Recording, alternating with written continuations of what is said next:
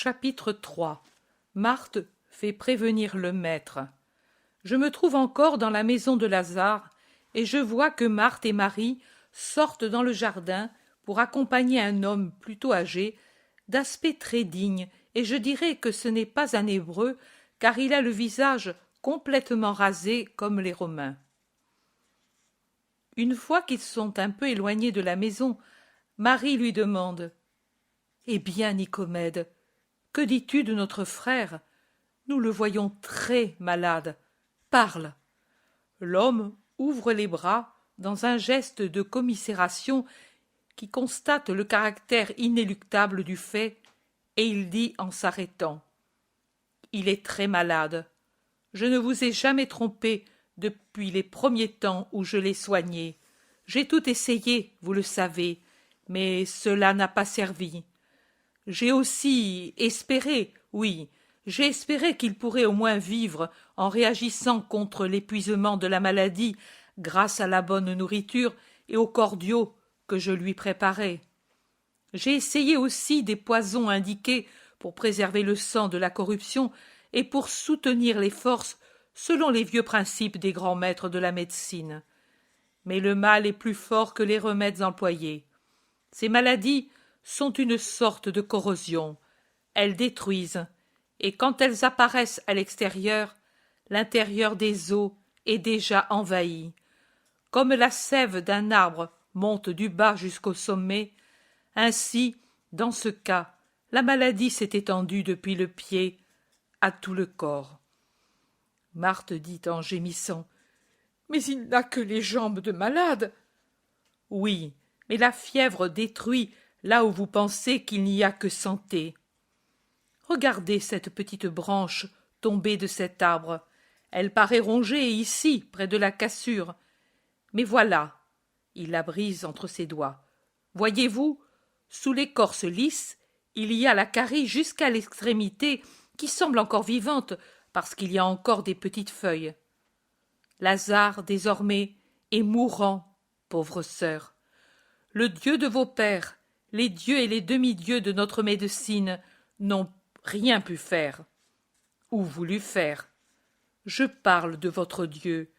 Et donc, oui, je prévois que désormais la mort est très proche, à cause aussi de l'augmentation de la fièvre, symptôme de la corruption entrée dans le sang, des mouvements désordonnés du cœur et de l'absence de stimulation et de réaction chez le malade et dans tous ses organes.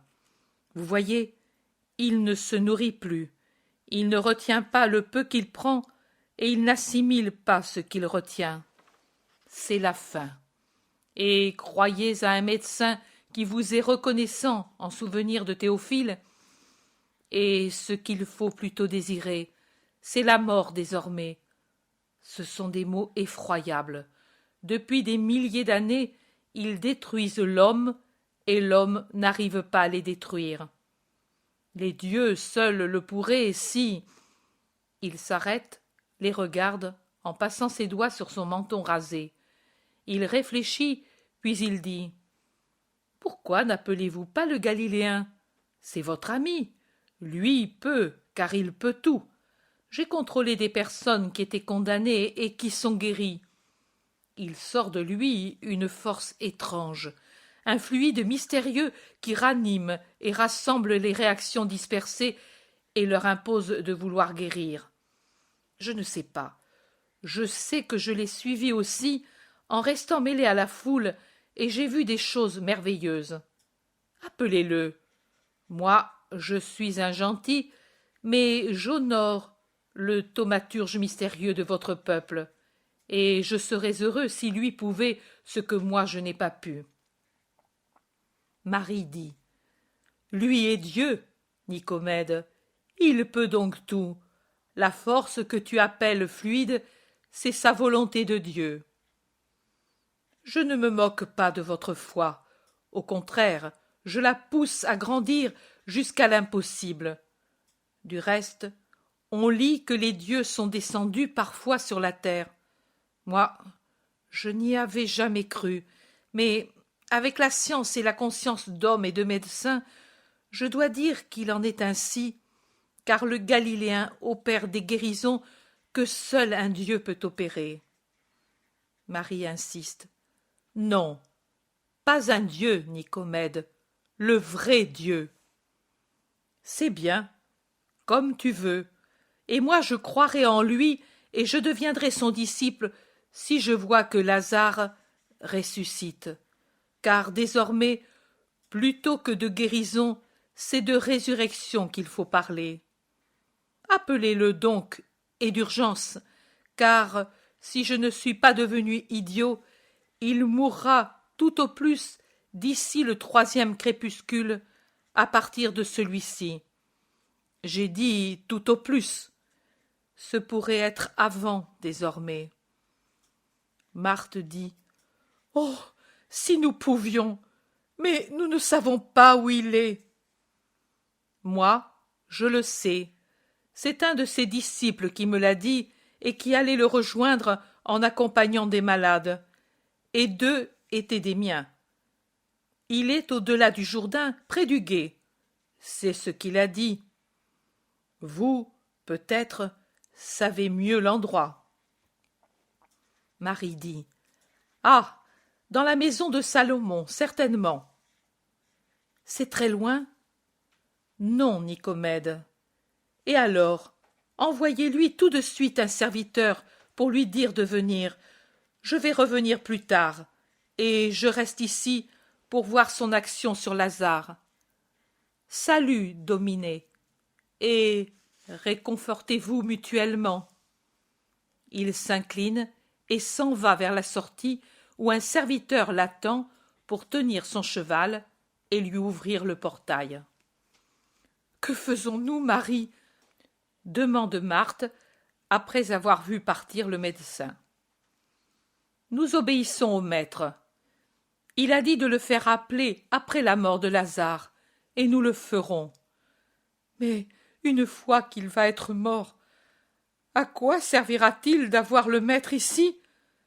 Pour notre cœur, oui, ce sera utile, mais pour Lazare. J'envoie un serviteur l'appeler. Non, tu détruirais le miracle. Lui a dit de savoir espérer et croire contre toute réalité contraire. Et si nous le faisons, nous aurons le miracle, j'en suis sûre. Si nous ne savons pas le faire, Dieu nous laissera avec notre présomption de vouloir faire mieux que lui, et il ne nous accordera rien. Mais tu ne vois pas combien souffre Lazare, tu ne te rends pas compte comment, dans les moments où il est conscient, il désire le maître. Tu n'as pas de cœur, toi, de refuser cette dernière joie à notre pauvre frère. Notre pauvre frère, notre pauvre frère. Bientôt, nous n'aurons plus de frères, plus de père, plus de mère, plus de frères. La maison détruite, et nous seuls, comme 2 palmiers dans un désert. Elle est prise d'une crise de douleur, je dirais même d'une crise de nerfs tout orientale, et elle s'agite, se frappant le visage et se décoiffant. Marie la saisit, lui impose. « Tais-toi, tais-toi, te dis-je. Il peut t'entendre. Je l'aime plus et mieux que toi, et je sais me dominer. Tu sembles une femmelette malade. Tais-toi, dis-je. Ce n'est pas par cette agitation que l'on change les destinées, ni non plus que l'on émeut les cœurs. Si tu le fais pour émouvoir le mien, tu te trompes. Pense-y bien. Le mien se brise dans l'obéissance, mais il tient bon par elle. » Marthe, dominée par la force de sa sœur et par ses paroles, se calme quelque peu. Mais dans sa douleur, plus calme maintenant, elle gémit en appelant sa mère. « Maman, oh maman, console-moi. Il n'y a plus de paix en moi depuis que tu es morte. Si tu étais ici, maman, si le chagrin ne t'avait pas tuée, si tu étais ici, tu nous guiderais et nous t'obéirions pour le bien de tous. Oh !»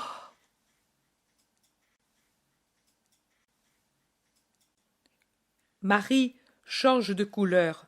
Sans faire de bruit, elle pleure, le visage angoissé, et se tordant les mains sans parler. Marthe la regarde et elle dit: Notre mère, quand elle fut près de mourir, me fit promettre que je serais une mère pour Lazare. Si elle était ici... Marie dit: Elle obéirait au maître, car c'était une femme juste. C'est inutilement que tu essaies de m'émouvoir. Dis-moi donc que j'ai assassiné ma mère par les douleurs que je lui ai données. Je te dirai: Tu as raison. Mais si tu veux me faire dire que tu as raison de vouloir le maître, je te dis non. Et je dirai toujours non. Et je suis certaine que du sein d'Abraham, elle m'approuve et me bénit. Allons à la maison. Plus rien, plus rien. Tout. C'est tout que tu devrais dire. En vérité, tu écoutes le maître, et tu sembles attentive pendant qu'il parle. Mais ensuite, tu ne te rappelles pas ce qu'il dit. Ne nous a-t-il pas toujours dit qu'aimer et obéir nous rend fils de Dieu et héritiers de son royaume? Et alors, comment peux-tu dire que nous allons rester sans plus rien, si nous avons Dieu et si nous possédons le royaume grâce à notre fidélité?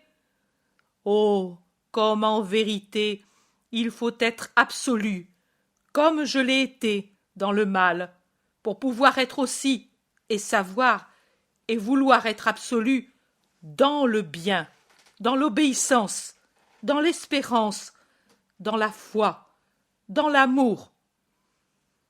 Tu permets aux Juifs de se moquer du Maître et de faire des insinuations sur son compte. Tu les as entendus avant-hier. Et tu penses encore au croassement de ces corneilles et aux cris de ces vautours? Mais laisse-les cracher ce qu'ils ont en eux. Que t'importe le monde? Qu'est le monde par rapport à Dieu? Regarde, moins que ce temps dégoûtant, engourdi par le froid ou empoisonné pour avoir sucé des ordures, et que j'écrase ainsi, et elle donne un énergique coup de talon à un temps qui chemine lentement sur le gravier du sentier. Puis elle prend Marthe par le bras en disant: Allons, viens à la maison et, au moins, faisons-le savoir au maître, envoyons-lui dire qu'il est mourant, sans dire autre chose. Comme s'il avait besoin de l'apprendre de nous. Non, ai-je dit, c'est inutile.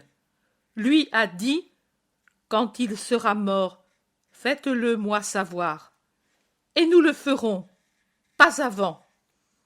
Personne n'a pitié de ma douleur, et toi, moins que tous. Et cesse de pleurer ainsi, je ne puis le supporter. Dans sa douleur, elle se mord les lèvres pour donner du courage à sa sœur et ne pas pleurer elle aussi. Marcel sort en courant de la maison, suivi de Maximin. « Marthe! Marie! Accourez! Lazare est mal! Il ne répond plus !» Les deux sœurs arrivent en courant pour entrer dans la maison. Et, après un moment, on entend la forte voix de Marie qui donne des ordres pour les secours qui s'imposent, et on voit les serviteurs qui accourent avec des cordiaux et des bassins d'eau bouillante, et on entend des chuchotements, et on voit des gestes de douleur. Le calme revient tout doucement après tant d'agitation. On voit les serviteurs qui parlottent entre eux, moins agités, mais qui ponctuent leurs dires par des gestes qui marquent un grand découragement. Certains hochent la tête, d'autres ouvrent les bras et les lèvent vers le ciel comme pour dire « C'est ainsi ». D'autres pleurent et d'autres encore veulent espérer un miracle. Voici de nouveau Marthe, pâle comme une morte. Elle regarde derrière elle pour voir si on la suit. Elle regarde les serviteurs qui se serrent anxieux autour d'elle. Elle se tourne pour regarder si de la maison il sort quelqu'un pour la suivre. Puis elle dit à un serviteur: « Toi, viens avec moi. » Le serviteur se détache du groupe et la suit vers la tonnelle des jasmins et y entre. Marthe parle sans quitter des yeux la maison qu'elle peut voir à travers l'entrelacement des branches. Écoute bien, quand tous les serviteurs vont être rentrés et que je leur aurai donné des ordres pour qu'ils soient occupés dans la maison, tu iras aux écuries, tu prendras un cheval des plus rapides, tu le selleras. Si par hasard quelqu'un te voit, dis que tu vas chercher le médecin. Tu ne mens pas, et je ne t'apprends pas à mentir, car vraiment je t'envoie au médecin béni. Prends avec toi de l'avoine pour la bête, et de la nourriture pour toi, et cette bourse pour tout ce qui pourrait arriver. Sors par la petite porte et passe par les champs labourés pour que les sabots ne fassent pas de bruit. Éloigne-toi de la maison, puis prends la route de Jéricho et galope sans jamais t'arrêter, même la nuit. As-tu compris? Sans jamais t'arrêter. La nouvelle lune éclairera ta route si l'obscurité vient pendant que tu galopes encore. Pense que la vie de ton maître est entre tes mains et dépend de ta rapidité. Je me fie à toi. Maîtresse, je te servirai comme un esclave fidèle. Marthe poursuit. Va au gué de Bethabara, passe-le, et va au village après Béthanie d'au-delà du Jourdain. Sais-tu, là où Jean baptisait au début? Je sais, j'y suis allée moi aussi pour me purifier. Dans ce village se trouve le maître. Tout le monde t'indiquera la maison où il habite, mais si au lieu de suivre la route principale, tu suis les rives du fleuve, cela vaut mieux. On te voit moins, et tu trouves la maison par toi-même. C'est la première de l'unique route du village qui va de la campagne au fleuve. Tu ne peux te tromper. Une maison basse, sans terrasse, ni chambre du haut, avec le jardin qui se trouve, quand on vient du fleuve, avant la maison. Un jardin fermé par un petit portail de bois et une haie d'aubépines. Je crois une haie, en somme. Tu as compris? Répète. Le serviteur répète patiemment. C'est bien.